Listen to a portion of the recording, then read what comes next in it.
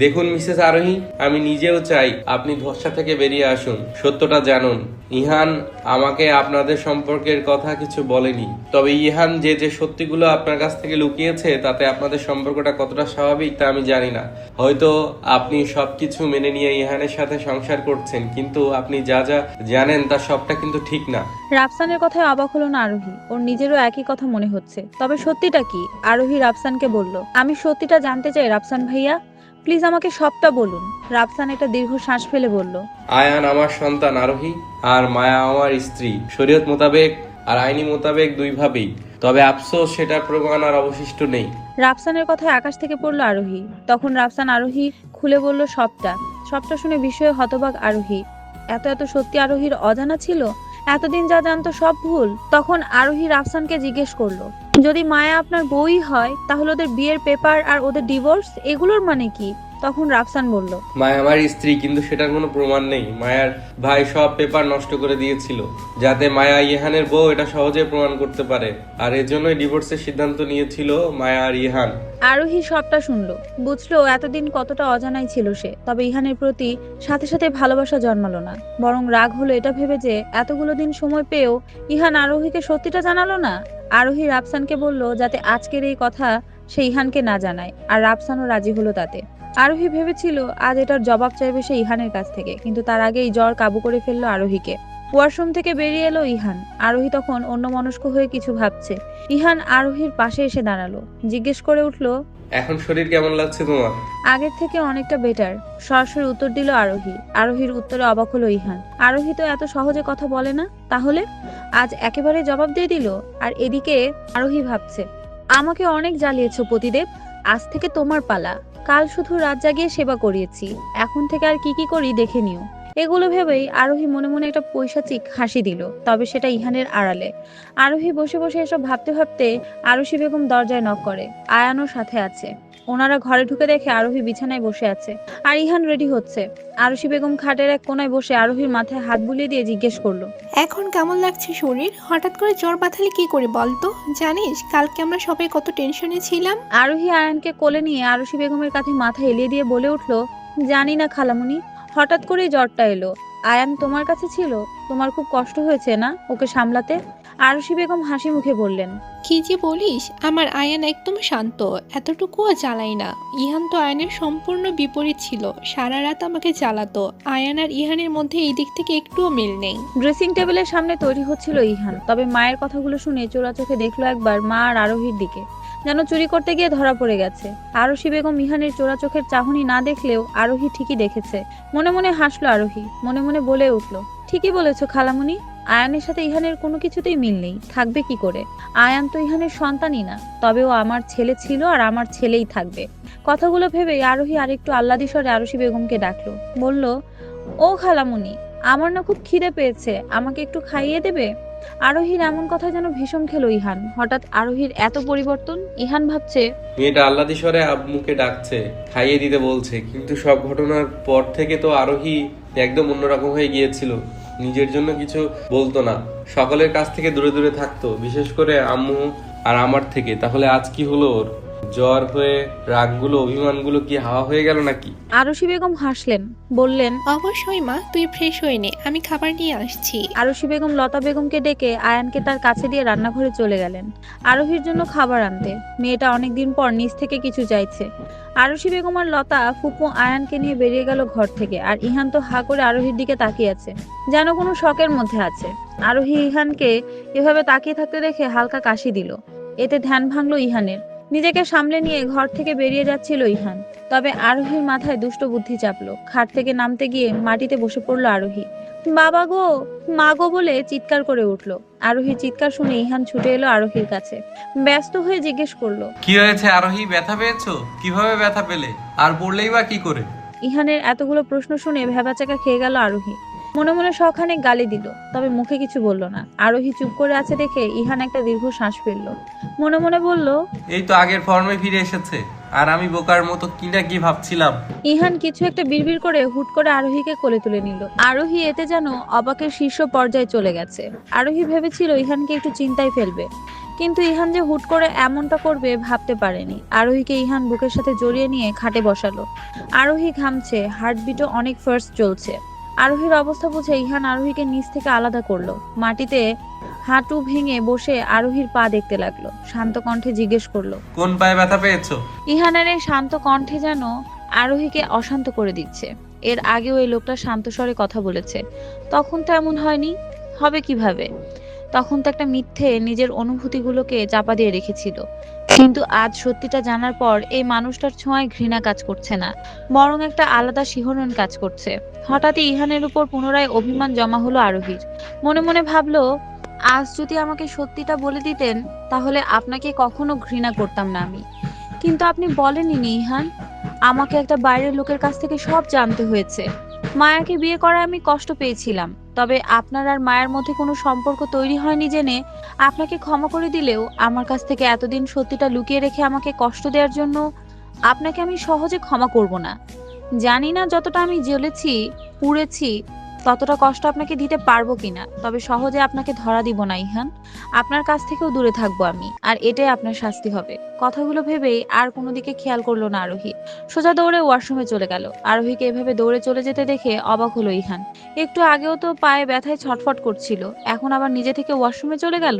ইহান আর কিছু বলল না, ঘর থেকে বেরিয়ে গেল। একেবারে তৈরি হয়ে ব্রেকফাস্ট করতে এলো ইহান। আরশি বেগম আরোহীর জন্য স্যুপ তৈরি করছিল এতক্ষণ।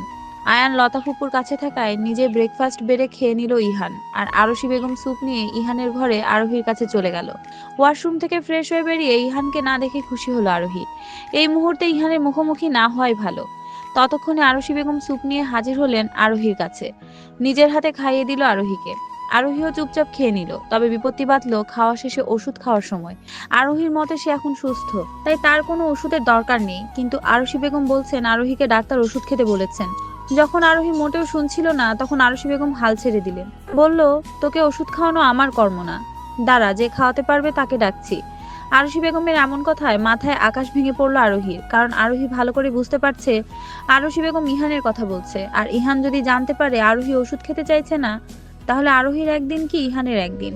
আরোহী তাড়াতাড়ি খালামণিকে আটকালো আর ভদ্রমেয়ের মতোই তেতো জঘন্য ওষুধটা খেলো। আরশি বেগম আরোহীর এমন বাচ্চামো দেখে হেসে ফেললেন। মেয়েটা যে আবার আগের মতো হচ্ছে এটাই অনেক তার কাছে। কলিং বেলের আওয়াজ পেয়ে দরজা খুলে দিলেন লতা বেগম। তবে দরজার ওপারে রাফসানকে দেখে একটু অবাক হলো। রাফসান ইতস্তত করে জিজ্ঞেস করলো, ইহান কি আছে? লতা বেগম রাফসানকে ভেতরে ঢুকতে দিয়ে বলল, ইহান অফিসের জন্য বেরিয়ে গেছে। এটা শুনে রাফসানের মনটা একটু খারাপ হয়ে গেল। ইহান না থাকলে যে আয়ানের সাথে সময় কাটাতে পারবে না এটা সে জানে। আয়ানকে দেখতে রাফসান এসেছে, কিন্তু ইহান না থাকায় সেটা বলার সাহস পেল না। আরোহী সবটা জানে, তবে সকলের সামনে আরোহীর সাথে কথা বলাটাও বেমানান, তাই মুখটা কালো করে রাফসান চলে যাওয়ার উদ্দেশ্যে পা বাড়াচ্ছিল। তবে তখনই আয়ানের কান্নার আওয়াজ পেল সে। আয়ানের কান্নার আওয়াজ শুনেও যেতে গিয়েও গেল না রাফসান, যদি একটাবার ছেলেটাকে দেখতে পায় এই আশায়। নিজেকে আজ বড্ড বেশি অসহায় মনে হচ্ছে রাফসানের। নিয়তি তাকে কোথায় দাঁড় করালো যে নিজের সন্তানকে একটাবার দেখার জন্য, একটাবার কোলে নেওয়ার জন্য অন্যের উপর নির্ভর করতে হচ্ছে। তখনই হাসি মুখে উপস্থিত হলো আরোহী। আয়ানের কান্নাও থেমে গেছে। আরোহী রাফসানের কাছে গিয়ে জিজ্ঞেস করলো, কেমন আছেন ভাইয়া? রাফসান হালকা হেসে উত্তর দিল, ভালো, তুমি কেমন আছো? আরোহী সৌজন্য হেসে বলল, জি ভালো আছি, আপনি বসুন। আরোহী হুট করে আয়ানকে রাফসানের কোলে দিয়ে দিল। চোখে হেসে বোঝালো তাকে আগলে রাখতে। রাফসানের মনের মধ্যে খুশির জোয়ার বইতে লাগলো। নিজের সন্তানকে কোলে নিলে যে এত আনন্দ সেটা রাফসান আগে কখনো অনুভব করেনি। আয়ানকে রাফসানের কোলে দিয়ে রাফসানের জন্য নাস্তার ব্যবস্থা করতে গেল আরোহী। তখনই বাড়িতে এলো ইহান। একটা জরুরি কাগজ নিতে ফিরে এসেছে সে। বাড়ি ফিরে যে রাফসানকে দেখবে এটা আশা করেনি ইহান, আবার আয়ানও তার কোলে। বিষয়টা একটু অদ্ভুত লাগলো ইহানের কাছে, আর এর পেছনে যথেষ্ট কারণও আছে। ইহান আর রাফসানের মধ্যে খুব ভালো সম্পর্ক, ওরা একে অপরকে যথেষ্ট চেনে জানে। আর ইহান ওইটা জানে আয়ান রাফসানের সন্তান, আর তাই আয়ানের উপর রাফসানের অধিকার আছে। তবে বাড়ির কেউ সেটা জানে না, তাই সহজে রাফসানের হাতে আয়ানকে কেউ তুলে দেবে না। আর সেই জন্য ইহান অবাক হচ্ছে, তবে অখুশি নয়। ইহান ধীর পায়ে রাফসানের কাছে গেল। রাফসান এক ধ্যানে আয়ানকে দেখছে, আর চোখে মুখে তৃপ্তির হাসি।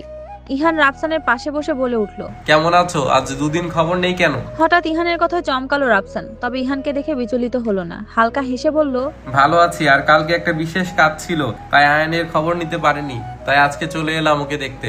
সৌজন্য হাসলো ইহান। আশপাশে তাকিয়ে দেখলো কেউ আছে কিনা। না, কেউ নেই। তাও রাফসানের কানের কাছে ফিসফিস করে বলল। বাব্বা, কি এমন বিশেষ কাজ যে নিজের ছেলের খবর নিতে সময় পেলে না? মৃদু হাসলো রাফসান, হাসি মুখেই জবাব দিল। যে মানুষটা আমার জন্য অনেক কিছু করেছে তার জন্য কিছু করার সুযোগ পেয়েছিলাম, তাই আর কি। রাফসানের কথা বুঝলো না ইহান, জিজ্ঞেস করে উঠল। মানে? রাফসান মুখ খোলার আগেই আরোহী নাস্তা নিয়ে হাজির হলো। ইহানকে দেখে ভ্রু কুঁচকে গেল আরোহীর। এমন সময় ইহান বাড়িতে কেন, ভাবলো আরোহী। ইহান আরোহীকে দেখে কিছু বলল না। রাফসানকে বসতে বলে নিজের ঘরে গেল কাগজটা আনতে। রাফসানকে আরোহী বলল, ভাইয়া কালকে কিন্তু ছোট বোনকে কথা দিয়েছিলেন ইহান আমাদের দেখা হওয়া কথা বলা সম্পর্কে কিছু জানবে না, কথার খেলাপ করবেন না কিন্তু। আবারও হাসলো রাফসান, বলল, তুমি চিন্তা করো না, আমি ইহানকে কিছু বলবো না। তবে ছোট বোন মনে হচ্ছে আমার বন্ধুকে টাইট দেওয়ার পরিকল্পনা করছে। আরোহী বিজ্ঞদের মতো করে ভাবলো, তারপর ফিক করে হেসে দিল। আরোহীকে হাসতে দেখে রাফসানও হাসলো। তখনই সেখানে উপস্থিত হলো ইহান। রাফসান আর আরোহীকে হাসাহাসি করতে দেখে অবাক হলো, মনে মনে বিড়বিড় করলো, আমার সামনে হাসা তো দূর, একটু ভালো করে কথাও বলে না, আর এদিকে দেখো হেসে গড়াগড়ি খাচ্ছে। তবে ইহানের ভালো লাগলো আরোহীকে হাসতে দেখে। নিজের দোষের জন্য আরোহীর মুখ থেকে হাসি কেড়ে নিয়েছিল ইহান, এটা ভাবতেই আবারও অনুশোচনা হলো ইহানের। ইহানকে দেখে আরোহী হাসি থামালো। রাফসানু আয়ানকে আদর করে আরোহীর কাছে তুলে দিল।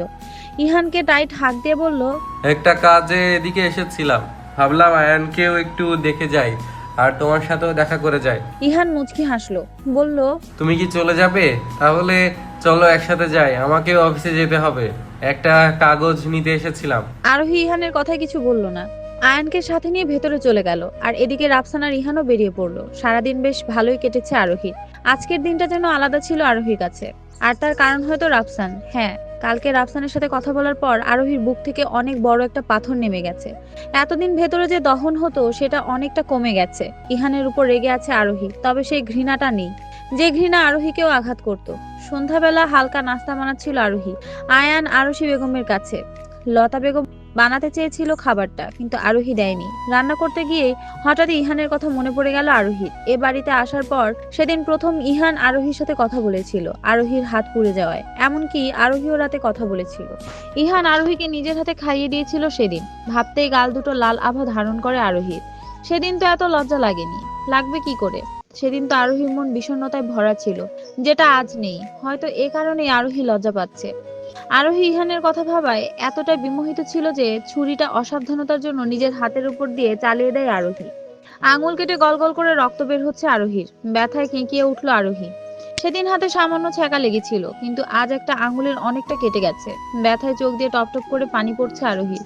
আঙুলটা ধরে ওইভাবে দাঁড়িয়ে আছে আরোহী। হঠাৎই কেউ হাত ধরে এক টান দিয়ে রান্নাঘরের সিঙ্কের কাছে নিয়ে গেল। হঠাৎ এমন হওয়াতে অবাক হলো আরোহী। তবে পাশে ইহানের রাগী চোখের চাউনি দেখে চোখ নামিয়ে নিল। আরোহী ভালো করে বুঝতে পারছে আজ তার কপালে দুঃখ আছে। আরোহী হাত ধুয়ে তাকে টানতে টানতে ঘরে নিয়ে গেল ইহান। ড্রয়িং রুম দিয়ে নিয়ে যাওয়ার সময় আরশি বেগম সেটা খেয়াল করলেন। তবে আরোহীর কাটা হাত দেখে কিছু বললেন না, কারণ ইহানের ব্যবহারের কারণ তার কাছে স্পষ্ট। আরোহীকে ঘরে নিয়ে গিয়ে হাতে অ্যান্টিসেপটিক ক্রিম লাগিয়ে দিয়েছে ইহান।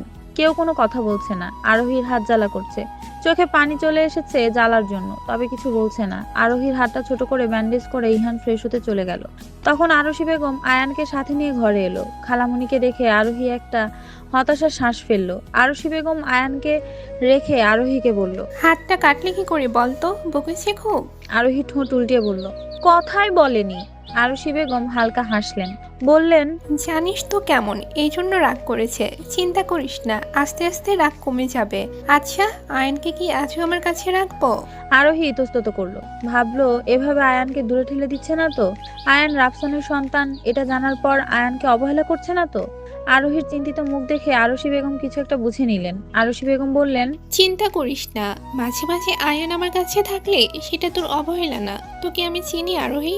খালামুনির এই কথায় মুচকি হাসলো আরোহী। এই মানুষটা আর নিজের মায়ের মধ্যে কোনো পার্থক্য পায় না আরোহী। ঠিক আছে খালামুনি, নিয়ে যাও। তবে যদি ও কাঁদে তাহলে আমাকে ডাকবে, সেটা যত রাতেই হোক না কেন। আদুরে কণ্ঠে বলে উঠল আরোহী। আচ্ছা ঠিক আছে, তুই এখন রেস্ট নে। ভুলেও যেন ঘর থেকে বের হোস না। আমি লতাকে বলছি তোর খাবারটা এই ঘরে দিয়ে যেতে। কথাগুলো বলে আরশি বেগম ঘর থেকে বেরিয়ে গেলেন। আজও তার আদরের নাতি তার কাছে থাকবে, এটাতে অনেক খুশি তিনি। আরোহী খাটের সাথে হেলান দিয়ে বসে আছে। ইহান ফ্রেশ হয়ে বের হয়ে দেখে আরোহী চুপচাপ খাটে বসে আছে। ইহান কোনো কথা না বলে নিজের ফোন নিয়ে ঘর থেকে বের হয়ে যাচ্ছিল। এটা যেন ইহানের রাগের বহিঃপ্রকাশ। কিন্তু তার আগে লতা ফুপু খাবার নিয়ে ঘরে ঢোকে। আরোহীকে খাবারটা দিয়ে চলে যান তিনি। ইহান ঘর থেকে বের হতে গিয়েও হয় না, নিজের ফোনটা চার্জে বসাতে শুরু করে। মূলত দেখতে চায় আরোহী কাটা হাতে কি করে খায়। ইহান জানে আরোহী তাকে কখনো খাইয়ে দিতে বলবে না, তাই নিজের মাকে ডাকার জন্য বাইরে যেতে নেয়, যাতে আরশি বেগম আরোহীকে খাইয়ে দিতে পারে। কিন্তু তার আগে আরোহী আহাজারি শুরু করে দেয়, ঠোঁট উল্টে নাক টেনে টেনে কাঁদতে লাগলো। ইহান হতভম্ব আরোহীর এমন কাজে। আরোহী কেঁদে কেঁদে বলতে লাগলো, হো মা, তুমি কোথায়? আমার খুব খিদে পেয়েছে, আমার হাতটাও কেটে গেছে, আমি এখন কি করে খাবো? ইহান নিঃশব্দে হাসলো। হঠাৎ করে স্মৃতির পটে ভেসে উঠলো কিছু স্মৃতি। একদিন আরোহী ইহানের কাছে একটা গিফট চেয়েছিল, কিন্তু ইহান দেয়নি, বলেছিল কিছুদিন পরে দিবে। কিন্তু আরোহী শোনেনি। সেদিন ইহানদের বাড়িতে এসে এইভাবে কেঁদেছিল, সারাদিন খায়নি। অবশেষে ইহান হার মেনে নিয়ে আরোহীকে সেটা কিনে দিয়েছিল। ইহান অন্য জগতে ডুবে আছে, সেটা খেয়াল করলো আরোহী। জোরে জোরে কেঁদে উঠলো আবার। আরোহী হঠাৎ কান্নার জোর বাড়িয়ে দেয়ায় ইহান ভাবনা থেকে বেরিয়ে এলো। ধীর পায়ে আরোহীর পাশে এসে বসলো, বলে উঠলো, আমি যদি কাউকে খাইয়ে দেই তাহলে কি খুব অসুবিধা হবে? না মানে এখনো বাড়িতে গিয়ে খালামণিকে ডেকে আনতে আনতে অনেক সময় লেগে যাবে। ততক্ষণে যদি খিদের চোটে কারো ভালো মন্দ কিছু হয়ে যায় তখন? ইহানের রসিকতা বুঝলো আরোহী। মনে মনে এক অদ্ভুত শান্তি বয়ে গেল। কতদিন পর লোকটা তার সাথে এইভাবে কথা বলল। একটা রাগ, একটা অভিমান, একটা ভুল বোঝাবুঝি দুজন মানুষের মধ্যে কতটা দূরত্ব তৈরি করে দিয়েছে ভাবতে একটু খারাপ লাগলো আরোহী। আরোহীকে নিশ্চুপ দেখে ইহান একটা দীর্ঘ শ্বাস ফেললো, উঠে যেতে চাইলো। কিন্তু তার আগেই আরোহী ছোট হা করলো খাওয়ার জন্য। হেসে ফেললো ইহান, খাইয়ে দিতে লাগলো আরোহীকে, আর মনে মনে বলে উঠলো, ড্রামা কুইন একটা। আরোহী চুপচাপ খাচ্ছে। তখনই রাতের খাবারের জন্য ইহানকে ডাকতে এলো লতা বেগম। আরোহীর হাত কেটে যাওয়ায় আজ দেরিতে বাড়িতে যাওয়ার সিদ্ধান্ত নিয়েছেন তিনি। তবে ইহানদের ঘরে ঢুকতে গিয়ে আরোহীকে খাইয়ে দিতে দেখে আর ঢুকলেন না তিনি। মুচকি হেসে চলে গেলেন। আরোহীকে খাইয়ে দিয়ে নিজে খেতে গেল ইহান। কিন্তু আরোহী তখন অন্য চিন্তায় মশগুল। আরোহী ভাবছে রাতে ইহানকে কি করে জ্বালাবে। আরোহী মনে মনে ভাবলো, আজ রাতে তোমার কপালে দুঃখ আছে পতিদেবতা। মনে মনে একটা প্ল্যান করে নিল আরোহী, আর সেটার কথা ভেবেই একটা পৈশাচিক হাসি দিল সে। কিছুক্ষণ পর ঘরে এলো ইহান। আয়ান যে আরশি বেগমের কাছে থাকবে সেটা খেতে গিয়ে শুনেছে সে। ঘরে ঢুকে আস্তে করে দরজা লক করে দিল ইহান। দরজা বন্ধের শব্দে কেঁপে উঠল আরোহী। এই প্রথম আরোহী আর ইহান একা একা আছে, অর্থাৎ শুধু ওরা দুজন। কেমন অস্বস্তি হচ্ছে আরোহীর। এর আগেও একদিন ওরা ছিল, তবে আরোহীর জ্বরের মধ্যে থাকায় সেটা অতটা টের পায়নি। আরোহী চুপচাপ ব্ল্যাঙ্কেট মুড়ি দিয়ে শুয়ে আছে, এমন ভাব করছে যেন ঘুমিয়ে আছে। তবে ইহান জানে আরোহী ঘুমায়নি। ইহান কিছু না বলে লাইট অফ করে সোফায় শুয়ে পড়লো। যে ঝড় আরোহীর মধ্যে চলছে সেটা ইহানও টের পাচ্ছে। পুরো ঘর জুড়ে নিস্তব্ধতা, কেউই ঘুমায়নি। তবে দুজনই ঘুমের ভান করে পড়ে আছে। দুজনই দুজনকে কিছু কথা বলতে চাইছে, তবে কোথাও একটা জড়তা। একটু পর ইহান উঠে বেলকনিতে চলে গেল। আরোহী এখনো চুপচাপ আছে, তবে ইহানকে বেলকনিতে যেতে দেখে অবাক হলো। একটু পর সিগারেটের গন্ধ নাকে আসলো আরোহীর। ইহান এত রাতে বেলকনিতে কি করছে বুঝতে বাকি রইল না। রাগে ফুঁসতে ফুঁসতে বেলকনিতে গেল আরোহী। হুট করে ইহানের হাত থেকে সিগারেটটা কেড়ে নিয়ে ছুঁড়ে ফেলে দিল। আরোহীর এমন হঠাৎ আক্রমণে অবাক হলো ইহান। তবে বেলকনির ড্রিম লাইটের হালকা আলোয় আরোহীর রাগী চেহারার দিকে দেখে কিছু বলল না। ইহান আরোহীকে দেখেও কিছু বলল না, চুপ করে আকাশের দিকে তাকিয়ে রইল। আরোহীর রাগটা যেন আরো বেড়ে গেল। দাঁতে দাঁত চেপে বলে উঠলো, এত ভালো অভ্যাসটা কি করে হলো জানতে পারি? ইহান তাচ্ছিল্যে হাসলো, বলল, জীবনে যখন ভালো কিছু থাকে না তখন সিগারেটের মতো ভালো জিনিসই আঁকড়ে ধরতে হয়। আরোহীও তাচ্ছিল্যে হাসলো, বলল, ভালো জিনিস আটকে রাখতে পারলেন না, অথচ খারাপটাকে খুব সহজে আপন করে নিলেন। ধরে নাও আমি একটা খারাপ মানুষ, তাই কেউ নিজে থেকে খারাপ হলে সেখানে অন্য কেউ কি করতে পারে? ইহান কিছু বলল না, দুজনেই নীরব। হঠাৎই ইহান বলে উঠলো, আচ্ছা যদি কখনো জানতে পারো যা জানো সব ভুল, তাহলে কি করবে তুমি? ইহানের কথা বুঝতে অসুবিধা হলো না আরোহীর। ইহান যে অতীতটাকে বোঝাতে চাইছে সেটাও বুঝলো। বলে উঠলো, সত্যিটা কি জানিয়েছেন, না জানানোর প্রয়োজন মনে করেছেন? পিছলে হাসলো ইহান, বলল, সত্যি কি আমি জানাতে চাইনি, নাকি তুমি জানতে চাওনি? কতবার ফিরিয়ে দিয়েছো, ভুলে গেছো? আরোহী কিছু বলল না। সত্যি তো ইহান বারবার আরোহীর সাথে কথা বলতে চেয়েছিল, কিন্তু আরোহী বলেনি। কেন বলবে? যে ছেলে রাগের মাথায় বিয়ের মতো এত কঠিন একটা সিদ্ধান্ত নিতে পারে, তাহলে কেন আরোহী কথা বলবে? ইহান আরোহীর দিকে ফিরলো, বলল, অনেক রাত হয়ে গেল, গিয়ে ঘুমিয়ে পড়ো। আমি সব সত্যি জানতে চাই, দৃঢ় কণ্ঠে বলে উঠল আরোহী। হাসলো ইহান, বলল, এখন আর সত্যিটা জেনে কোনো লাভ নেই, বরং যেটা জানো সেটা নিয়ে খুশি থাকো। আমি চাই না আমার জন্য তুমি কোনোভাবে সহমর্মিতা দেখাও। এতক্ষণ চুপ করে ঠান্ডা মাথায় ইহানের সাথে কথা বলছিল আরোহী। তবে ইহানের শেষ কথা শুনে ফুঁসে উঠল। ছুটে গিয়ে ইহানের টি শার্টের কলার ধরে বলে উঠল, I hate you Ihan, I hate you. আমি আপনাকে কখনো ক্ষমা করব না। বলেই আর দাঁড়ালো না আরোহী। ঘরে গিয়ে বিছানায় গিয়ে শুয়ে পড়লো আরোহী। আর নীরবে চোখের জল ফেলতে লাগলো। ইহান ওইভাবে বেলকনিতে দাঁড়িয়ে আছে। ইহান জানে আরোহী তাকে ঘৃণা করে, তবে এই প্রথম আরোহী নিজের মুখে সেটা বলল। মনে মনে ভাবলো, আমি চেয়েও তোমাকে সত্যিটা বলতে পারি না আরোহী, শুধু ভয় করে যদি তুমি আবারও আমাকে ভুল বোঝো। আমি নিজের করা ভুলের জন্য অনেক শাস্তি পেয়েছি, এখনো পেয়ে যাচ্ছি, কিন্তু কিছুই করতে পারছি না। কিন্তু আর না, এভাবে না তুমি সুখী আছো না আমি। কথাগুলো ভেবেই ঘরে চলে গেল ইহান। আরোহী চুপচাপ শুয়ে আছে। ইহান ধীর পায়ে আরোহীর কাছে গিয়ে বসলো। এক অজানা ভয়ে বুকটা কাঁপছে, কিন্তু আছে সত্যিটা বলবেই। আরোহী, আদুরে কণ্ঠে ডেকে উঠলো ইহান।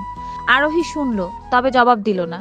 চুপচাপ শুয়ে থাকলো। ইহান জানে আরোহী জেগে আছে, তাই বলল, আমি ভেবেছিলাম তোমাকে অতীতটা জানাবো, কিন্তু ভয় করছিল যদি আমাকে বিশ্বাস না করো। সত্যি বলছি, আমাদের বিয়ের পর অনেকবার চেষ্টা করেছি, কিন্তু পারিনি।